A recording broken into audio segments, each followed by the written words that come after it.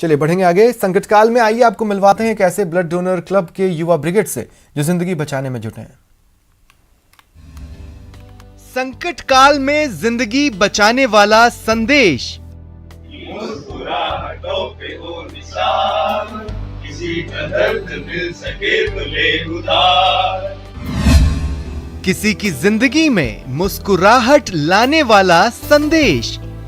किसी के वास्ते हो तेरे दिल में प्यार, जीना इसी का नाम है। डोनेशन वाला संदेश। किसी को न हो हमें एतबार, जीना इसी का नाम है, जीना इसी का नाम है। ये प्लाज्मा डोनेशन वाला संदेश है ताकि इस संकट की घड़ी में किसी की जिंदगी बचाई जाए, किसी की मुस्कुराहट लौटाई जाए। जी हाँ, ये जोधपुर के ब्लड डोनर्स क्लब के युवा ब्रिगेड हैं जो जिंदगी बचाने में जुटे हैं सोशल मीडिया के जरिए। प्लाज्मा डोनेशन की अपील कर हर रोज 5 से 10 लोगों से प्लाज्मा डोनेशन करवा रहे हैं और किसी की सांसें टूटने से बचा रहे हैं। जब भी किसी व्यक्ति का सोशल मीडिया पर संदेश आता है, भले ही उस व्यक्ति से जान पहचान न हो, उसकी जान बचाने के लिए ये युवा मथुरादास माथुर अस्पताल सहित अन्य अस्पतालों में प्लाज्मा डोनेशन करने के लिए पहुंच रहे हैं और ये एक जीवनदायिनी संजीवनी साबित हो रहा है। सोशल मीडिया के जरिए इस युवा ब्रिगेड को जैसे ही इस बात की जानकारी मिली कि किसी मरीज को प्लाज्मा की जरूरत है, फौरन जिंदगी बचाने में जुट जाते हैं। जो पहले 1 महीना पहले या जो साथी कोरोना पॉजिटिव हुए या अन्य विभागों में जिन साथियों ने कोरोना की दोनों वैक्सीन डोज लगवा ली है, उन साथियों से संपर्क करके हम कोशिश कर रहे हैं कि तुरंत से तुरंत उन जो कोरोना वायरस से संक्रमित मरीज हैं उनको हम राहत पहुंचा सकें। यही हमारा उद्देश्य है कि हम जितना कुछ इस समाज के लिए, देश के लिए कर सकें। ब्लड डोनर्स क्लब के युवा ब्रिगेड यूं तो पिछले 1 दशक से रक्तदान शिविर लगाते आ रहे हैं, लेकिन कोरोना काल में इन युवाओं ने एक टास्क फोर्स बनाया है और प्लाज्मा डोनेशन की मुहिम में जुटे हुए हैं। तकरीबन 1 साल से जब मानवता कोरोना से एक जंग लड़ रही है, हम लोग कंधे से कंधा मिलाकर इस प्रयास में लगे हुए हैं कि जो गंभीर मरीज हैं, जिन लोगों को प्लाज्मा की आवश्यकता होती है, वो उनको तुरंत मुहैया कराई जा सके। इसके लिए हम लोगों ने एक टास्क फोर्स बनाई भी है। पूरा ग्रुप जो है दिन रात इसमें एक्टिव रहता है और प्लाज्मा डोनेशन आप देखिए तकरीबन रोज़ एवरेज अभी दूसरी वेव के अंदर भी 5-6 डोनेशन तकरीबन रोज़ हो रहे हैं और अभी तक तकरीबन 100-150 हम लोग प्लाज्मा डोनेशन पूरा मिला के करवा चुके होंगे। आइए अब आपको बताते हैं किसी की जिंदगी बचाने के लिए प्लाज्मा डोनेट करने का क्या प्रोसेस है और इसमें कितना समय लगता है। इसमें हमारे पास जो डोनर आता है तो हम पहले उसकी बैक हिस्ट्री लेते हैं, उसको कोविड हुआ है या नहीं हुआ है, कोविड हुआ है तो किस डेट को हुआ है, उस कोविड रिपोर्ट से उसका 28 दिन कंप्लीट हो जाना चाहिए। फिर हम उसका एंटीबॉडी टेस्ट करते हैं। अगर एंटीबॉडी प्रेजेंट होती है और फर्दर टेस्ट भी अगर रिपोर्ट्स नॉर्मल होती है तो फिर हम उसको, ये जो प्रोसेस हो रहा है प्लाज्मा डोनेशन का, इस प्रोसेस में हम उनको लेते हैं और उनका प्लाज्मा निकाल के जिन पेशेंट को रिक्वायरमेंट रहती है उन पेशेंट को क्रॉस में लगा के वो प्लाज्मा इशू करते हैं हम लोग, ताकि उनका जीवन जो है बचाया जा सके। इस मुश्किल घड़ी में युवा ब्रिगेड का प्लाज्मा डोनेशन के जरिए जिंदगी बचाने की मुहिम की जितनी भी तारीफ की जाए कम है। कोरोना के खिलाफ जंग में आप भी गंभीर मरीजों के लिए प्लाज्मा डोनेट करें, किसी की जिंदगी बचाएं, क्योंकि जीना इसी का नाम है। न्यूज़ 18 राजस्थान के लिए जोधपुर से चंद्रशेखर व्यास की रिपोर्ट। बीकानेर से बड़ी खबर मिल रही है। पूर्व विधायक गोपाल जोशी का निधन हो गया है। बीजेपी के वरिष्ठ नेता गोपाल जोशी अब हमारे बीच नहीं रहे। मुख्यमंत्री अशोक गहलोत ने ट्वीट कर दुख जताया है, शोक संवेदना प्रकट की है। सीएम ने ट्वीट किया है। बीकानेर से ये बड़ी खबर बता रहे हैं। पूर्व विधायक गोपाल जोशी, उनका निधन हो गया है। बीजेपी के वरिष्ठ नेता थे गोपाल जोशी और कई मौकों पर गोपाल जोशी के अनुभव का लाभ बीजेपी लेती रही है, खासकर इलाके में एक कद्दावर चेहरा वो रहे हैं बीकानेर की सियासत में। लंबे वक्त तक वो सेंट्रल पॉइंट भी रह चुके हैं, अब हमारे बीच नहीं है। उनके निधन पर मुख्यमंत्री अशोक गहलोत ने ट्वीट किया है और लिखा है कि इस बीकानेर से पूर्व विधायक एवं वरिष्ठ भाजपा नेता श्री गोपाल जोशी के निधन की जानकारी दुखद है। इस कठिन समय में शोकाकुल परिजनों के प्रति मेरी गहरी संवेदनाएं। ईश्वर उन्हें यह आघात सहने की शक्ति दे एवं दिवंगत आत्मा को शांति प्रदान करे।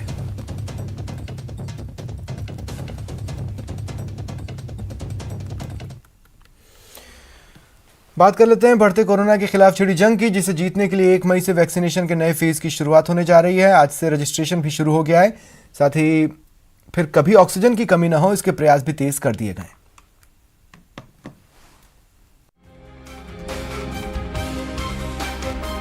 एटीन प्लस वालों के लिए रजिस्ट्रेशन शुरू। टीकाकरण में देरी ना करे वही गुरु। 1 मई से तैयार, बारी का करें इंतजार। टीकाकरण से टूटेगा कोरोना। इधर शाम के 4 बजे उधर रजिस्ट्रेशन शुरू हो गया। कोविन, आरोग्य सेतु और उमंग ऐप के जरिए लोगों ने रजिस्ट्रेशन कराना शुरू कर दिया। हालांकि हैवी ट्रैफिक की वजह से शुरुआत में वेबसाइट में दिक्कत देखने को मिली। वेबसाइट और ऐप में दिक्कत की शिकायत के बाद आरोग्य सेतु ने ट्वीट कर कहा कि कोविन पोर्टल अब ठीक से काम कर रहा है। शाम के 4 बजे मामूली दिक्कत आई थी। 18 साल से अधिक उम्र के लोग रजिस्ट्रेशन करवा सकते हैं। चाहे वैज्ञानिक हो, डॉक्टर हो या फिर ज्ञानी ध्यानी, सबका एक ही विचार है, वैक्सीनेशन ही कोरोना को हराने का आखिरी हथियार है। यही वजह है कि कोरोना को हराने के लिए 1 मई से सबसे बड़ा वैक्सीनेशन कार्यक्रम शुरू होने जा रहा है। बुकिंग कराने के लिए आपको इंतजार करना पड़ेगा उस वक्त का, जिस वक्त पर स्टेट गवर्नमेंट और प्राइवेट सेक्टर या बाकी लोग अपने धीरे धीरे प्लेटफॉर्म पे आते जाएंगे, अपना अपना टाइम टेबल डिस्प्ले करते जाएंगे। तो कुछ लोग 1 तारीख को आएंगे, कुछ लोग 3 को आएंगे, कुछ लोग 5 को आएंगे। तो ऐसी कोई बात नहीं है, जैसे जैसे प्लेटफॉर्म पे आते जाएंगे वैसे चलता जाएगा। जो हमारा चलने वाला जो कार्यक्रम है वो तो चल ही रहा है। 1 मई से शुरू होने जा रहे टीकाकरण कार्यक्रम के जरिए करीब 100 करोड़ लोगों का टीकाकरण होगा। चूंकि इस एज ग्रुप में युवाओं की तादाद ज्यादा है, इसीलिए चलिए युवाओं के विचार जान लेते हैं। सबको वैक्सीनेशन करवानी चाहिए, जो कि सिचुएशन इस टाइम पर हमारी कंट्री भी है। ऐसी कोई डरने वाली तो बात नहीं है। और मैं भी अब से हम 18 प्लस में ऑब्वियसली तो हम भी वैक्सीन लगवाएंगे। मेरे फादर ने लगवाई है घर में, एब्सोल्युटली फाइन। मेरी दादी ने लगवाई है, सब मेरे घर में बिल्कुल ठीक है। Very much excited कि now it's our turn to get vaccinated. I will get vaccinated as soon as my number will come, and it is very important to get vaccinated. Vaccination के अलावा कोरोना की इस जंग में oxygen और अस्पताल भी बेहद अहम हो गए हैं। तो चलिए अब आपको नया अस्पताल दिखाते हैं।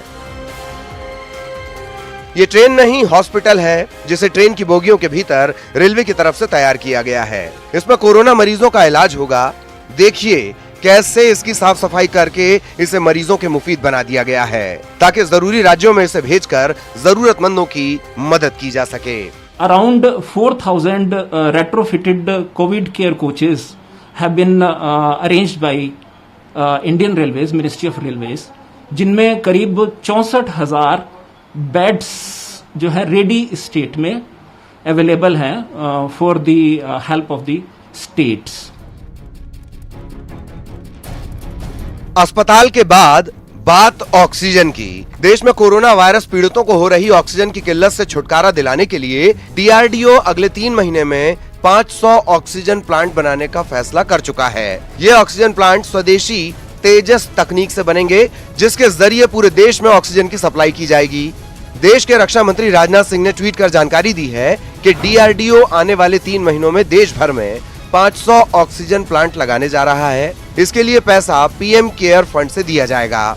आपको बता दें कि बढ़ते कोरोना वायरस संक्रमण के बीच चुनाव आयोग ने 2 मई को होने वाली मतगणना के लिए नई गाइडलाइंस जारी की हैं, जिसके मुताबिक काउंटिंग वाले दिन कोई भी उम्मीदवार बिना RT-PCR की नेगेटिव रिपोर्ट या दोनों वैक्सीन लिए काउंटिंग सेंटर पर नहीं जा सकेंगे। काउंटिंग सेंटर पर भीड़ जमा नहीं होने दी जाएगी। कोरोना लक्षण जैसे बुखार, जुकाम आदि वाले किसी भी शख्स को काउंटिंग सेंटर में दाखिल नहीं होने दिया जाएगा। काउंटिंग सेंटर में सोशल डिस्टेंसिंग का कड़ाई से पालन करना होगा। काउंटिंग सेंटर में एजेंटों के लिए पर्याप्त संख्या में PPE किट होनी चाहिए। सभी काउंटिंग सेंटर पर mask, sanitiser, face shield, gloves की उचित व्यवस्था हो। काउंटिंग सेंटर के गेट पर लिखा होना चाहिए कि अंदर क्या करना है और क्या नहीं करना है। Bureau report, news 18 network. और अब बात करते हैं टूटती उम्मीदों और घुटते अरमानों के बीच इंसानियत की अलग जगाती उस खास रिपोर्ट की, जिसे देखने के बाद आप यकीनन राहत की सांस लेंगे।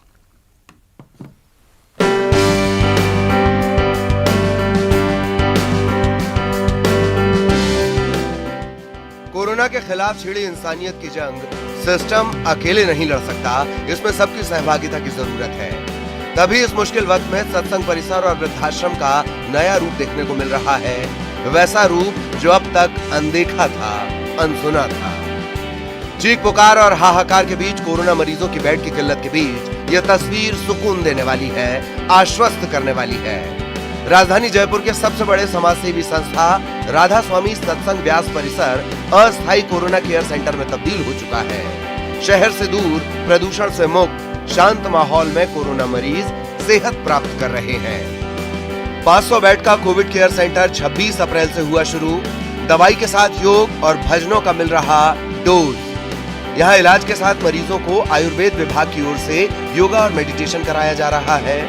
राधा स्वामी सत्संग भवन की ओर से यहाँ लगे स्पीकर के माध्यम से भजनों का डोज दिया जा रहा है, ताकि मरीजों में सकारात्मक ऊर्जा का संचार हो। जो इसमें करीब करीब 10 लाख स्क्वायर फीट इसका एरिया है, जिसमें करीब करीब 8 से 10 हज़ार बेड लग सकते हैं। लेकिन अभी शुरुआत में हम 500 बेड से इसकी शुरुआत करने की है और इसमें जेडीए पूरा सहयोग दे रहा है। और राधा स्वामी सत्संग जो है, ये इनकी तरफ से ये लंच, ब्रेकफास्ट, डिनर, ये जो भी सुविधाएं ये दे रहे हैं। बहुत अच्छी जगह है, कोविड पेशेंट्स के लिए बहुत ही शानदार जगह रहेगी, उनके लिए रिकवरी के लिए, क्योंकि एक तो खुला स्पेस है, इन्वायरमेंट बहुत अच्छा है, चारों तरफ ग्रीनरी है, ऑक्सीजन का भी लेवल यहाँ पे बाहर सिटी की वजह से ज़्यादा, सिटी से बेटर है। कोरोना पेशेंट की हाहाकारी रफ्तार को देखते हुए चिकित्सा विभाग अब डूंगरपुर नगर परिषद के वृद्धाश्रम में 100 बेड का कोविड-19 डेडिकेटेड अस्पताल चलाने जा रहा है। इसके लिए चिकित्सा विभाग अपनी तैयारियों को अंतिम रूप दे रहा है, ताकि जानलेवा रफ्तार पर रोक लगाई जा सके। कोरोना की दूसरी लहर का कहर बरकरार है, जिससे निपटने में सिस्टम की सांस फूल रही है। समाज आगे बढ़कर अपनी सहभागिता दर्ज करा रहा है। इसमें सभी प्रकार के मरीजों के भर्ती रहने की व्यवस्था रहेगी, ट्रीटमेंट रहेगा और यदि ऑक्सीजन की आवश्यकता होगी तो ऑक्सीजन की व्यवस्था भी इसमें रहेगी। सर, हम इसे कल या परसों तक शुरू करने की स्थिति में आ जाने चाहिए। कोरोना के अंत के लिए इस यज्ञ में सभी की आहुति की जरूरत है। आप भी अपने हिस्से की आहुति डालकर इस जंग में अपनी सहभागिता दर्ज कराइए। Bureau report, news 18 Rajasthan. Corona की इस लड़ाई में रिलायंस भी कदम से कदम मिलाकर देश का साथ निभा रहा है। जहां जरूरत है वहां सहयोग कर रहा है। ऐसा ही एक सहयोग गुजरात के जामनगर में शुरू हुआ है। वहां आरआईएल की तरफ से 1000 बेड वाला अस्पताल तैयार करवाया जा रहा है, ताकि कोरोना के मरीजों को मदद पहुंचाई जा सके।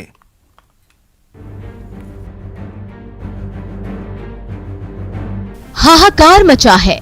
विकराल कोरोना के सामने लोग लाचार दिख रहे हैं। मरीजों की तादाद बढ़ने के साथ साथ अस्पताल और ऑक्सीजन की मांग भी लगातार बढ़ती जा रही है और इन दोनों जरूरी चीजों की आपूर्ति के लिए रिलायंस ने भी कमर कस ली है। मुंबई में कोरोना के इलाज के लिए 875 बेड का प्रबंधन अपने हाथ में लेने के बाद अब बारी है गुजरात के जामनगर की, जहां आरआईएल की तरफ से 1000 बेड वाला अस्पताल तैयार किया जाएगा। 1000 बेड में से 400 बेड अगले रविवार तक तैयार हो जाएंगे, जबकि बाकी बचे 600 बेड भी एक हफ्ते के अंदर तैयार कर लिए जाएंगे। रिलायंस इंडस्ट्रीज जामनगर की ओर से जामनगर में ऑक्सीजन सप्लाई के साथ साथ 1000 बिस्तरों वाला अस्पताल बनाया जाएगा, जिसमें से 400 बेड गुजरात के स्वास्थ्य के बुनियादी ढांचे को बढ़ावा देने के लिए एक हफ्ते में ही कार्यशील हो जाएंगे। कोरोना हारेगा, इंडिया जीतेगा। बढ़ते कोरोना संक्रमण की वजह से गुजरात की हालात भी पतली हो गई है। यही वजह है कि प्रदेश के मुख्यमंत्री विजय रूपाणी ने आरआईएल के चेयरमैन मुकेश अंबानी से जामनगर में कोविड मरीजों के इलाज के लिए अस्पताल बनाने का अनुरोध किया, जिसे मुकेश अंबानी ने न सिर्फ माना बल्कि जल्द से जल्द पूरा करने के लिए पूरी ताकत लगा देने का भरोसा भी दिया है। बता दें कि रिलायंस इंडस्ट्री लिमिटेड के जामनगर रिफाइनरी में हर दिन 700 टन से अधिक मेडिकल ऑक्सीजन का उत्पादन हो रहा है।